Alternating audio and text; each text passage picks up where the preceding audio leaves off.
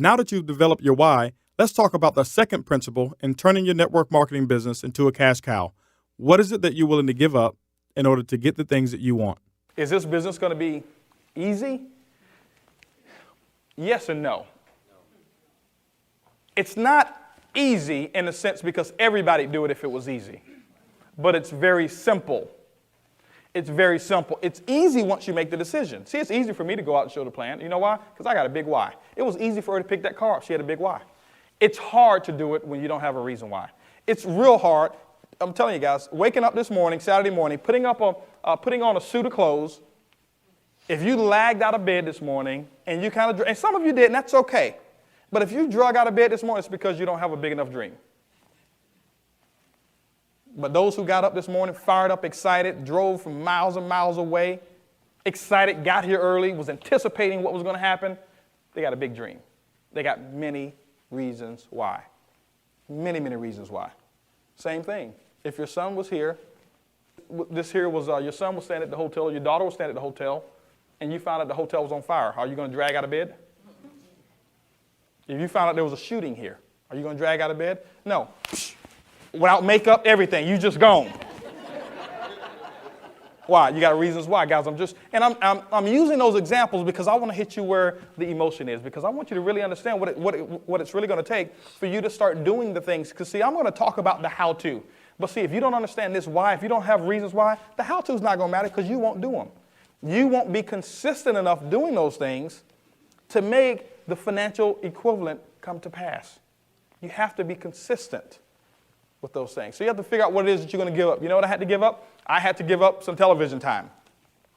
Now, this was based on what my goals and dreams were. If you have big dreams, that's great. You're going to give up a little bit more. If you got small dreams, you have to give up a little bit less. But this is the thing I want you to understand about the industry of network marketing. You don't give those things up forever. You give them up for a small time, for a short period of time. And what happens is this. Whatever it is that you sow into your business or that you give into your business, if you're consistent with your actions, it will be given to you multiplied. And I'll give you an example. What did I have to give up? I had to give up golf on the cheap green fees. I could only afford to go over here to this particular golf course. It was a municipal course, and I walk. It'd be 180 degrees outside in Houston, humidity 200%, African hot outside. And I'm walking with some metal sticks on my back saying I'm trying to lose weight. The reason I was walking with golf clubs because I couldn't afford to purchase a cart. But I had to give up playing golf on weekends to work on my dream.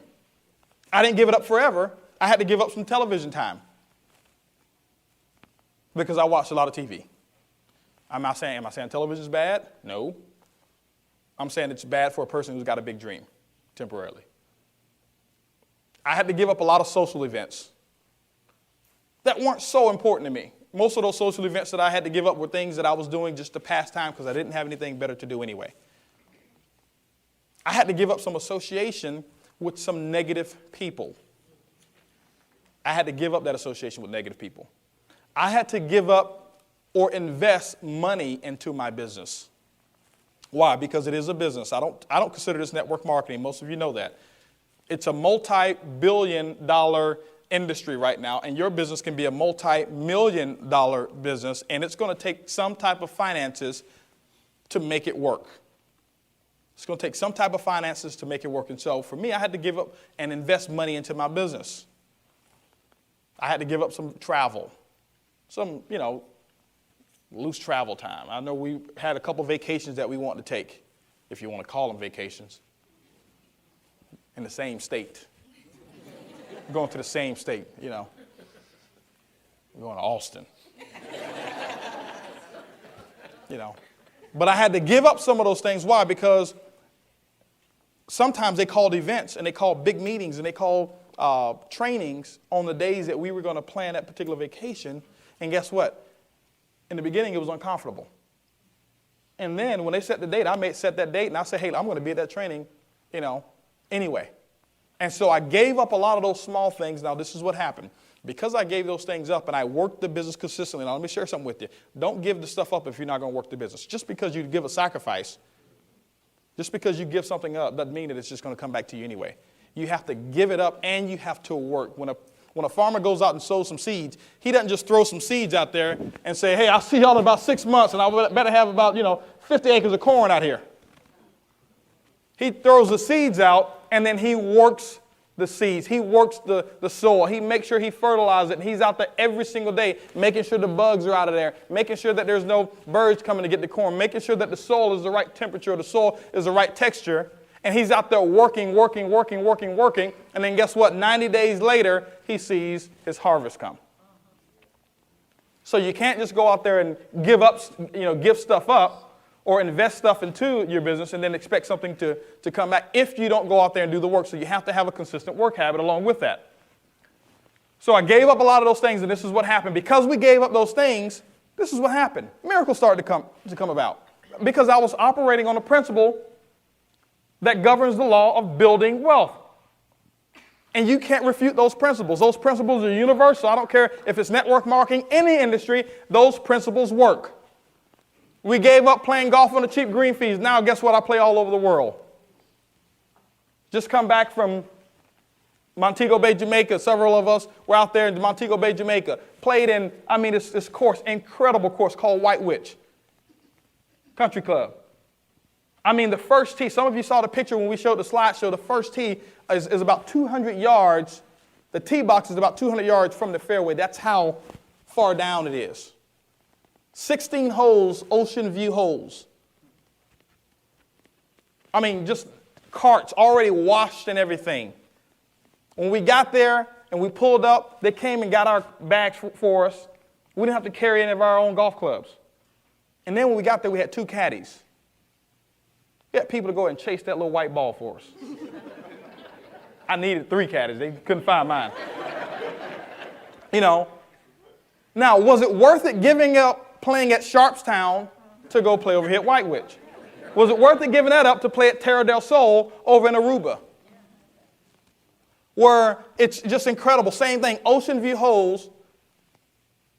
I think green fees are around $200 and something per round.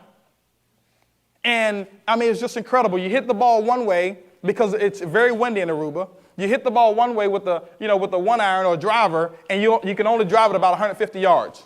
Hard as you can hit it. Then you come back the other way because the wind is blowing in your favor. You take a sand wedge and you hit it almost 200 yards.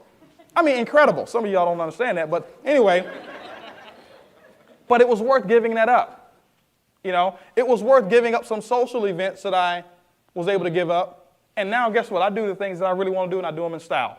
We just came from the Houston, EV1.net Houston Bowl. We didn't sit down there, in the nosebleed seats where everybody else was. We were there in the club seats.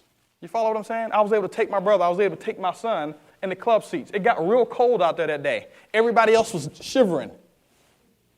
We were there, plush couches. We had about 15 plasma screen televisions that we were able to sit there, watch the game, and have food brought to us over at Reliance Stadium, where everybody else is out there shivering. Can't see the game because they got their coats over them. Because it got real windy and cold. Was it worth giving up some of those events? Absolutely it was. Was it worth giving up some television time to do things like that? We gave up television time, and then we were able to go to Paris, and we were able to watch, just some incredible shows in Paris. Was it worth giving up some television time to go to Vegas and be able to sit, just second row and see by Cirque du Soleil and have water splashed on you because you're so close? Was it worth giving up some television time so now that when we go to Vegas, we were able to watch the Siegfried and Roy, and we were able to sit right there in the pit. Right there. I don't know if y'all know what the pit is.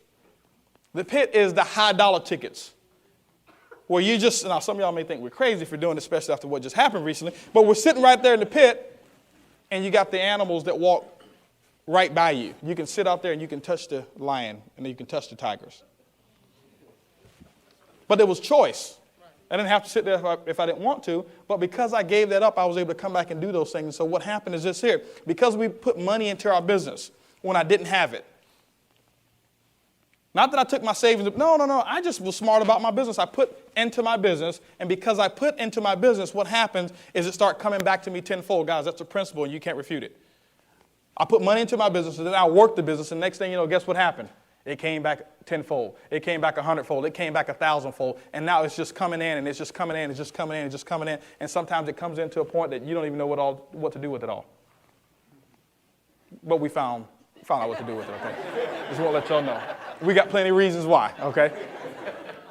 You follow what I'm saying? So you got to give up those things, some of the things temporarily right now so that you can have the lifestyle that you want. We had to give up, like I said, just negative association with people. And now, guys, we got friends. And for Christmas, guys, we got so many cards and baskets and just things that came to our house. It was like the 12 days of Christmas, before Christmas. And those things just came and it was because people just care. People like the contribution that we've sown into their life. And so what happens is some of that stuff start coming back to us. And we can pick up the phone right now. We can call a friend and say, hey, listen, let's go over here to New York, or let's go here, let's do that. We had to give up a lot of little small things and that we couldn't afford to do. And now just the lifestyle is just up there. My wife now, she gets her hair done in Dallas. She caught a flight 2 days ago to fly to Dallas to get her hair done. Why? Because she wants to. You follow what I'm saying? Just do what you want to do. See, that's removing the lid. That's removing the box. Now, guess what? Before, she used to do her own hair because we couldn't afford to get it done because we had to put the money into the business. Say, honey, go to Walgreens, get you one of those perms, those relaxers. Whip it up. You can ask her. You follow what I'm saying? She made it look good, though. But we didn't have the money to go spend, $200, $300, to get her hair done. We didn't have the money to do that. I had to give up, buying nice clothes in the beginning. This is our broke days. And then what happened, because we did that and we went out, we worked the business, now I get custom-made clothes. And I buy things that you'll never see on anybody else. You follow what I'm saying? But 4 years ago, guess where we were? In a worse financial situation than 98% of you. It didn't take 4 years to get here either. I'm just telling the story now. You follow me? And so that's the key thing. Decide what you want. Decide what you're willing to give up. Success and freedom is not easy. Just ask the spider monkey. The spider monkey lives in the jungle and evades its predators with its speed and agility. Hunters, however, have figured out the secret to catching spider monkeys. See, spider monkeys love candy. So they set up these little candy jars with the opening just big enough for the monkey to squeeze its hand inside. The monkey runs towards the jar and grabs the candy inside. With the candy in the palm of its fist, the monkey can't remove both his fist and the candy.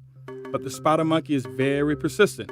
He continues to pull as the hunter walks up and put a rope around his neck. See, the moral of the story is the spider monkey is so focused on the present that he won't let go of the little bit that he's got to get his freedom. Now would be a good time to decide what you're willing to give up to get what you want. Let's take a 30-second action break and write those things down.